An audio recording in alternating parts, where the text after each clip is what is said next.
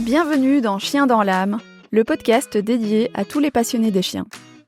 Je suis Priscilla, fondatrice de Doggymotion, ta référence fun et ludisme au service de la relation avec ton chien.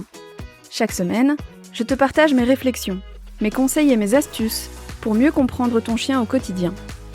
Ensemble, nous explorerons comment mieux communiquer et interagir avec ton fidèle ami pour une relation harmonieuse et épanouie. Si tu souhaites soutenir le podcast et m'aider à continuer à te fournir ce contenu, n'oublie pas de t'abonner, de liker et ou de commenter.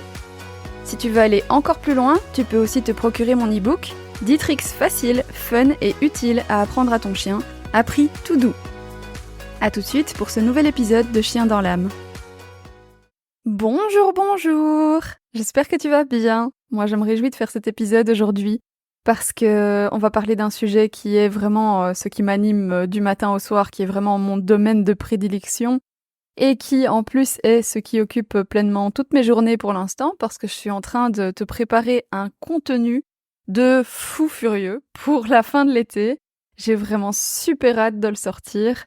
Donc si jamais la conduite à distance, la hoopers, l'agility, l'utilisation du corps sur des parcours, c'est quelque chose que tu aimerais développer chez toi, que tu aimerais en apprendre plus, vraiment, n'oublie pas de t'abonner avant de quitter cet épisode parce que vraiment t'as pas envie de rater ce que je vais sortir.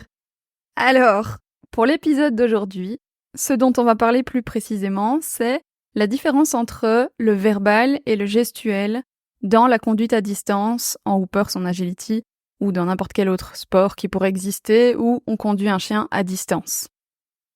Juste rapidement, pour que ce soit clair pour tout le monde, ce que j'appelle le verbal, c'est quand tu utilises des mots pour dire à ton chien d'aller prendre le tunnel ou, je sais pas, un tonneau. Et le gestuel, c'est quand tu utilises un mouvement de ton corps. C'est quand tu lances ton bras ou quand tu bouges ton corps pour l'envoyer sur l'obstacle que tu souhaites prendre. Pendant longtemps, personnellement, j'avais cette idée préconçue en tête que pour construire de la distance, il fallait absolument passer par le verbal. En soi, c'était assez logique, dans le sens où je me disais, quand je suis dans le dos de mon chien, il ne me voit plus, donc je ne peux plus me baser sur le gestuel. Ça fait sens. Et il y avait aussi cette idée comme quoi, si le chien doit voir mon mouvement, il doit me regarder. Et s'il me regarde, il peut pas partir à distance. Donc je me disais qu'avec le verbal, j'allais pouvoir développer beaucoup plus facilement la distance. Et en fait, au fur et à mesure que j'ai évolué, j'ai complètement changé d'avis là-dessus. Aujourd'hui, je me base quasiment que sur le gestuel. Je parle encore, j'ai encore des signaux verbaux, mais c'est vraiment juste un soutien et le principal, c'est le gestuel. Alors sans plus tarder, on va prendre ma petite liste et on va aborder tous les points que j'ai relevés comme différence entre le verbal et le gestuel. Le premier point, c'est la facilité d'apprentissage. Pour te donner un exemple qui, je pense, devrait bien te parler, on va prendre le assis. Je sais pas pour toi, mais pour moi et pour la plupart de mes élèves, lorsque on demande un assis en disant assis, bien souvent, on doit le répéter. Alors que si on montre avec un geste qu'on veut un assis, par exemple avec ta main qui se relève, comme si tu voulais faire lever le nez de ton chien vers le haut, généralement, ça parle beaucoup plus au chien et tout de suite, il va s'asseoir. Alors d'où vient ça ? En fait, c'est très simple. Comment fonctionne la vision du chien ? Dans la rétine vraiment du chien, il y a beaucoup plus de capteurs qui vont être actifs sur le mouvement que chez nous les humains. Le mouvement, ils ont besoin de le détecter pour pouvoir détecter une proie par exemple. Et ils sont morphologiquement construits pour pouvoir être attirés par le mouvement. C'est ce qui fait que dès que tu bouges ta main, il va être attiré par ta main. Et donc, dès que tu bouges même un tout petit peu ta main vers ta pochette à bonbons, par exemple, dans son cerveau, ça court-circuite, il ferme les écoutilles des oreilles et il se concentre sur ta main qui bouge. Et il oublie totalement le signal que tu as dit, le assis. À moins, bien sûr, d'un très bon apprentissage qui ait été fait au préalable.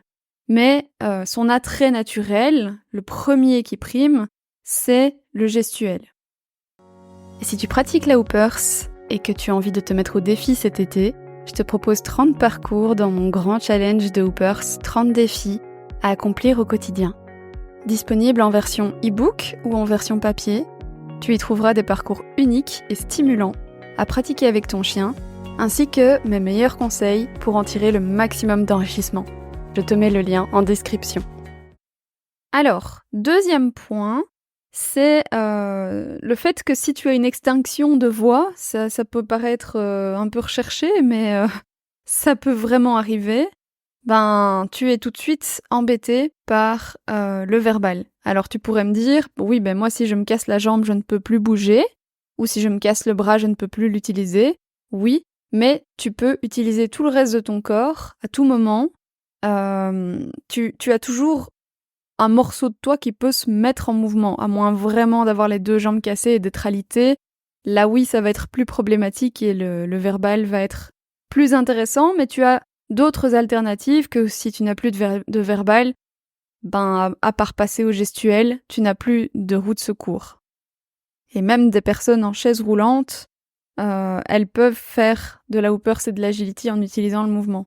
Autre point, et non des moindres, honnêtement, c'est le fait que quand tu es au verbal, quand tu dois envoyer ton chien sur un virage autour d'un tonneau par exemple, et que tu dois le faire tourner dans un sens ou dans un autre, si tu es au verbal, tu vas devoir avoir un mot pour chaque sens, et il va falloir ne pas te tromper quand tu vas utiliser le mot. Et moi j'ai beaucoup de difficultés pour ça. Honnêtement, je trouve ça beaucoup plus naturel de faire ça au geste pour lui montrer dans quel sens il faut tourner, plutôt que de devoir penser à c'est fly pour dans un sens, c'est away dans l'autre, par exemple. J'ai déjà du mal à retenir c'est quoi droite et gauche quand je conduis et que mon GPS me dit va à droite. Alors, le faire à vitesse de course de mon chien, je préfère éviter et me baser sur mon gestuel. J'ai beaucoup plus facile, en tout cas personnellement. Le point suivant, c'est un point qui compte beaucoup pour moi, c'est que dans le gestuel, en tout cas la manière dont je l'utilise en Hoopers et en Agility, c'est vraiment une communication à tout instant. Donc on va pouvoir travailler vraiment sur chaque minute pour pouvoir guider le chien dans une telle ou telle direction. Que si tu es au verbal, il y a un peu un côté je dis le mot au bon moment, et ensuite, je croise les doigts pour voir si mon chien le fait ou pas, mais je sais plus l'aider. Il est un peu livré à lui-même une fois que j'ai prononcé mon mot. À moins que, bien sûr, je le répète, mais si je le répète, je risque de griller mon mot parce que il aura besoin que je le dise plusieurs fois la fois prochaine aussi. Et donc, c'est pas bon pour l'apprentissage du signal verbal. Mais là, je rentre dans du technique. Mais en tout cas, au niveau gestuel, j'ai beaucoup plus de liberté pour guider mon chien qu'avec le verbal.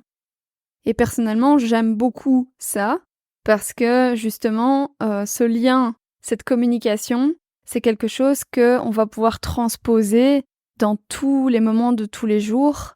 C'est vraiment une communication qui se développe, et donc même en balade plus tard, hors contexte de Hoopers, je sais quel levier je vais pouvoir utiliser si je veux faire déplacer mon chien à gauche, à droite, si j'ai envie que il aille à tel ou tel endroit, je vais pouvoir utiliser tout ça à ce moment-là. Et mon dernier point, mais non des moindres, c'est le côté fun. Personnellement, je trouve ça tellement plus amusant de bouger, d'être libre de mes mouvements et de moins réfléchir à il faut pas que je bouge, il faut pas que je mette ma main à ma pochette, il faut juste qu'il entende le mot et puis il faut le répéter 10 fois. Et c'est moins drôle tout ça. C'est moins drôle que de juste bouger et être dans le mouvement avec son chien. En tout cas pour moi personnellement, c'est beaucoup moins drôle. Et pour les chiens, c'est souvent beaucoup plus amusant aussi, puisque je t'en ai parlé au début, sa perception du mouvement, c'est vraiment quelque chose qui l'anime intensément parce que ça fait partie de son instinct. Donc quand tu vas te mettre en mouvement, ça va activer son instinct et ça va être beaucoup plus intéressant pour lui. Et pourquoi c'est important que ce soit drôle ? Parce que pour construire la distance, il faut que ton chien s'amuse en fait. Et si ton chien s'amuse, il prend confiance et là il peut commencer à prendre de la distance. C'est vraiment la clé. Donc si tu es pas drôle, si tu te fâches sur lui parce qu'il apprend pas assez vite à ton goût, si tu as besoin de répéter les signaux et que tu te sens frustré, tout ça, ça va être des sources pour lui de doute, de manque de confiance, et donc la distance va mettre du temps à se construire.